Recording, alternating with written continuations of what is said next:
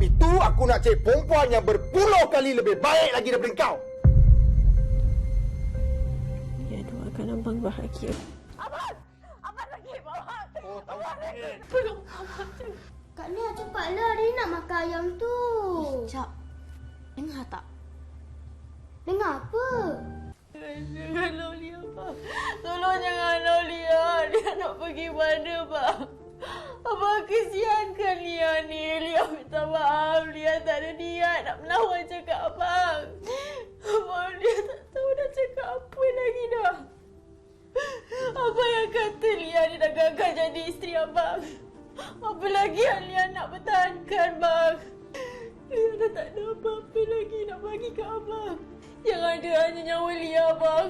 Itu pun mungkin tak ada nilai pada Abang. Orang macam kau ni kan baik mati aje lah. Hidup menyusahkan orang je. Kau tahu tak? Selagi Lia masih hidup, Abang tolonglah bagi Lia peluang jadi isteri Abang demi anak-anak. Dia tak nak berpisah dengan anak-anak.